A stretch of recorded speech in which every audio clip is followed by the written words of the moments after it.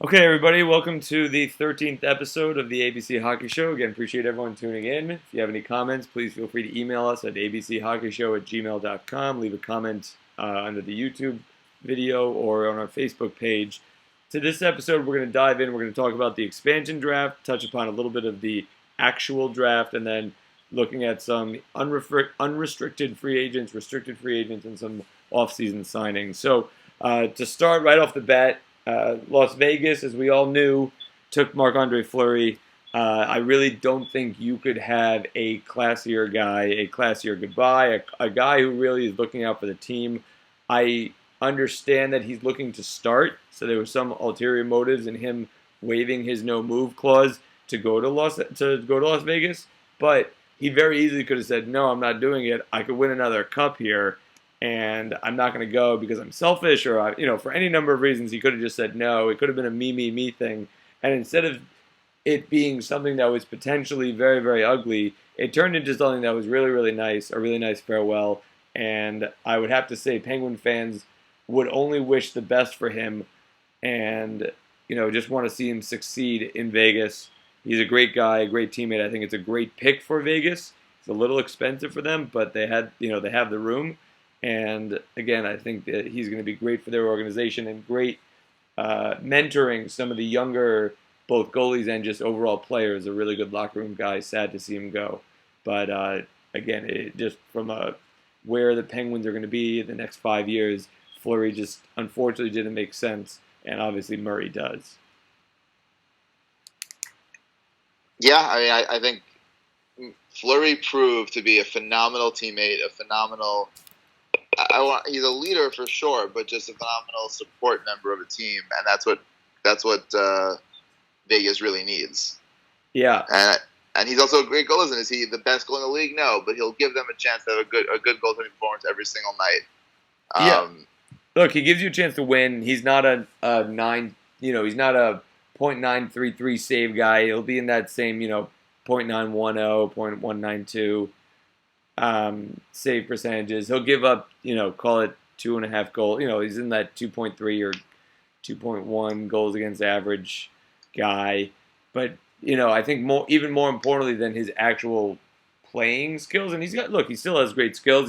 He's probably, I'd say he's almost definitely a top 15 goalie in the league from a stats perspective. But I think more importantly, like you said, as a mentor, as a locker room guy, and just the right attitude, leading by example, getting along with everyone type of guy. I think he'll help that team on and off the ice. Moving on to the Rangers. Ben, what were your thoughts on who the Rangers lost in the expansion draft? Well, the fact of going from Fleury helped me, or helped the Rangers. In my opinion, it was a good thing for the Rangers because they didn't get Antti Raanta taken. I think that was the biggest fear. I think losing your backup goalie for nothing, and that's a really solid backup goalie I really would not have wanted them to lose him. Having said that, we lost Oscar Lindberg. Oscar Lindberg is a young player. He's got some nice skill. I think he could be a second line center on a really good team. And he's a young guy. He's got a small contract, and he fit into the team really well. It's a shame to lose a guy like that has a pretty good upside. On the other hand, we only lost our fourth line center. Right. There's other moves that we made, which we'll get into, but all in all, taking that, I'd rather lose our fourth line center than any other piece of our team. You can replace it if you need to. I think for the Rangers, it was maybe the best case scenario, because what ended up happening after that was that we were able to trade Antti Raanta along with Derek Stepan, which is a high, it's a high quality player to the Coyotes for a young defenseman who I don't know much about and a draft pick. So instead of getting rid of our backup, it's because he plays in Arizona. That's right. No one knows anything. I don't think Arizona players knew who he was. Right. So we got to trade Raanta for something. We didn't lose him for nothing. And we opened up some cap space. I think that it was the best case scenario in terms of getting Oscar Lindberg instead of losing Grabner, who's a game changer on our team. Maybe losing Jasper Fast, who's not a game changer, but is such an important part of that rotation. I think that we did pretty good all in all the way it came out. Yeah, and the Stepan trade was big. I was interested. I was interested that they didn't take Grabner. I don't know. I mean, you and I kind of discussed it, and you suggested that maybe they were afraid he was a one-hit wonder, and that's definitely possible. But I could make the same argument about Lindbergh. But I don't agree. No, not the same argument. Lindbergh is a younger player who's just starting to round out into form. Grabner, you know what he is. 27 goals. While it was great, that's not his career numbers. I mean, that's way too high for him. He's not going to match 27 goals this year. I would agree with you, but like a guy with that type of speed, he's essentially Carl Hagelin, except he can finish. For sure, that he's a game changer, especially in the Rangers team. With that guy, it makes their lineup totally different. I just think that if I'm looking back at it, if I'm Vegas, what they wanted was a younger guy who they're going to have hold on to for a few more years that's going to develop, not Grabner, who you know what he is, and they're not winning this year anyway. Yeah, that's true. What I think ended up happening. That's true. That's a really good point. And then Fleury, back to Fleury for a second. Fleury is the perfect goalie for a young team. He's good enough to be good, and he's also a leader enough to be their go-to veteran who's going to show them how to win, but they need to learn. No, I think it makes perfect sense. And he's also in a situation where he's definitely going to start for the next 2 years. Is he going to start? Yeah, it takes away a headache from Pittsburgh. What? Are you surprised that Pittsburgh had to give up more?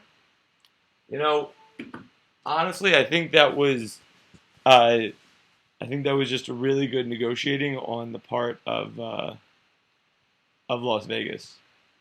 I think that there was the fear that so not only did them taking Fleury help us in the sense that we didn't lose anyone else, but it also helped in the sense that that's $5 million of cap space that opened up, which had we not opened that up, we only would have had, I think it was like 12 or 13 million or so available cap space in this offseason.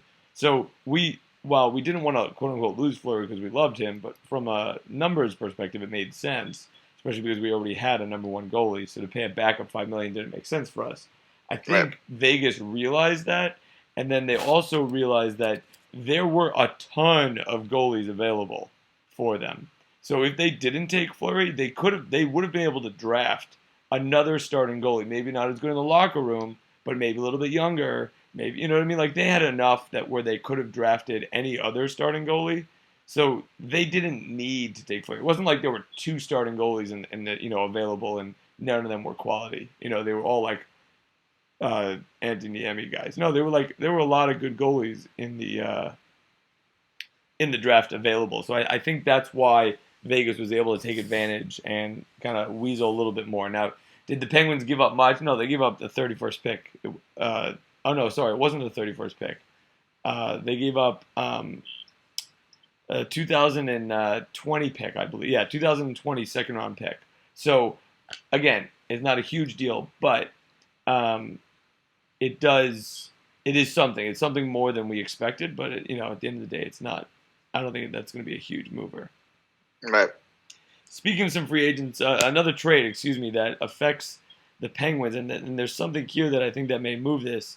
So the Penguins traded for Ryan Reeves. He's, not a goon, but he's a hitter. He's big. He's strong. He claims that he's a little bit faster, but whatever, right? The thought being that the Columbuses of the world and the Washingtons of the world really kind of banged this around, and we weren't able to play our game because they were kind of hitting us, and we needed to be able to shell out some punishment. He's 30 years old. He spends more time in the penalty box than he does on the ice. He says he's trying to change his game. I get it. I kind of thought we were moving away from these types of guys. Like when we traded the James Neals of the world, and when we moved away from the bullies, I thought that was just where we were headed. It's interesting that they signed him or they traded for him because a player, our top hitter, a.k.a. Chris Kunitz, a.k.a. now one of my more beloved players on the team who used to be number one on my shit list, Trevor Daley and Ole Mata have then since taken over those spots. But it's interesting. He's a unrestricted free agent. And I'm just wondering if this is their version of like the new Kunitz, a new guy in the fourth line. He's gonna hit. He's not. You're not gonna expect. He's never gonna play on the Crosby line, but like he's a guy who's gonna hit hard. And now they don't have to pay Kunitz. It's just a thought. I don't know. Kunitz is also a good locker room guy. He's got the chemistry with Sid, but and I think he had a fabulous playoffs. But it's just I'm wondering, and this is just kind of me spitballing. I wonder if this is their way of saying, "Hey, we're not going to sign Kunitz, but we can't afford to lose those hits, so we're going to sign another guy like Kunitz, younger." I don't know. It's a thought. I wouldn't even begin to compare Reeves to Kunitz. You're saying Reeves is better? You see how many goals Reeves had last year? Yeah. It was 8? 7 goals 7. And 6 assists. He's an animal. But per power play time though, he's got a great percentage. I don't think it's. I think that Kunitz is getting old. What's Kunitz? 36, 35? No, I think he's gonna be 38. He's old. I mean, how many more years do you have left, even on this team? I think he wants like a 3-year deal. Crazy. Good for him, but like crazy. I mean, wait. Joe Thornton's asking for a 3-year deal, so why the hell not ask for a 3-year deal? I hope to God the Rangers don't give Joe Thornton a 3-year deal. I mean, I hope to God. My kids are younger than his beard. And oh God, I hope he gets a 1-year deal somewhere. He's not getting a 3-year deal. That's insane. I know. But listen, I didn't even see this trade for Reeves. I wonder if they're really worried about guys injuring Crosby and Malkin. Look, I mean, I think it's interesting. Like 10 years ago or 8 years ago, there was this idea where you had to have some like fighters on the team just for protection. The NHL started to move away from that. You saw less and less fights. You saw less and less enforcers. And you saw guys, that type of skill set was just kind of fading away into the darkness. And I'm not sure if the NHL is coming back around and you're going to need more protection now. I'm not sure that that's the strategy that they're going with, but be interesting to see how this trade actually plays out. He may not even play. Who knows? You know what I mean? Like this may not even be a meaningful trade anyway. Not sure. Looking at just the available free agents, right? So just talking about the Penguins for a second. So Nick Bonino, Chris Kunitz and Trevor Daley are all unrestricted free agents. Connor Sheary, Brian Dumoulin, and Justin Schultz are restricted free agents. Now, Sheary and Dumoulin, we've already put out tendered offers. Not sure what the deal, if they're going to sign or not. Schultz got a tendered offer. He rejected it, but there's talks that the Penguins and him are looking at a long-term deal. He's young. He's good. From like an offensive defenseman type of perspective, he's great on the power play. And, I think he was a big reason that our defense actually held up over the playoffs without Letang. So I'd love to see them get that deal done. As far as other things, other pieces that could come, obviously we know Shattenkirk is going to be available. I was extremely disappointed with him. Everything that I saw, I thought he was going to be this powerhouse. I thought he was going to be like a PK Subban, Chris Letang, some sort of like crazy offensive defenseman. I did not get that. And I thought he would, and then conversely, I didn't see a shutdown defender either. He's popular. Everyone likes him. He's got a nice plus-minus career-wise, and he's got a ton of points, but I just didn't see him deserving. I'd be furious if the Penguins threw $8 million his way. I don't know who. I thought he'd be the difference maker in Washington and really put them as the best team. Having only, while watching the playoffs, and then I think I watched a couple of his games regular season, he was not the difference maker I expected him to be either. He sometimes was the reason they were losing. You think so? Yeah. There were times where he was beat on D, and it was pure as either he was standing still, he was in the wrong place, he wasn't moving his feet. Like he didn't take bad penalties, which is like the last piece of the terrible puzzle of bad defensive moves. But it really, I felt there were some just shifts in momentum that were on him, and he was on the third line too. He wasn't even asked to do all that much, and his contribution was like zip. Interesting. If he can't play defense, he's really, because if he can't play offense, his defense is the reason you're signing him.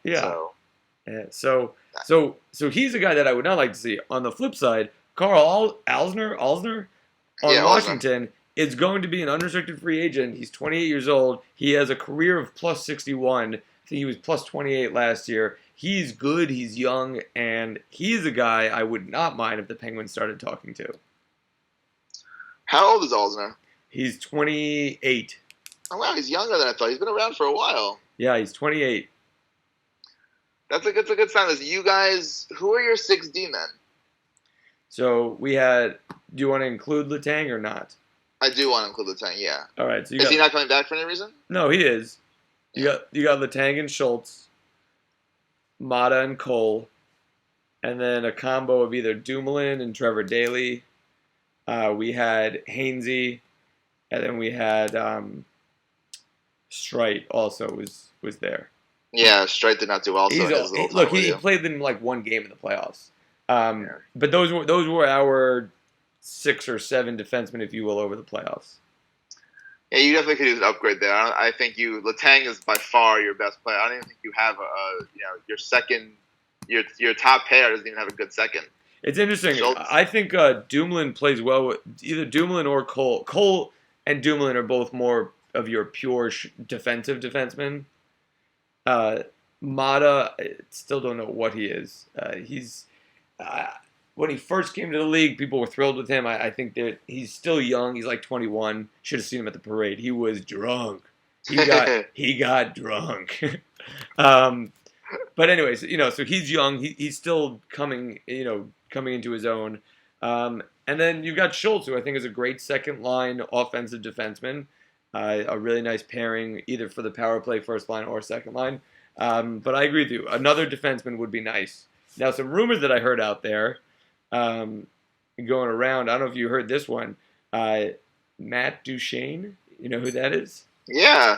There were some rumors. The Penguins were talking to him actually, or talking to the Avalanche right before the trade deadline. It didn't seem like obviously it didn't seem like they did not get a deal done. But it seems like they're re-engaging now. He's 26.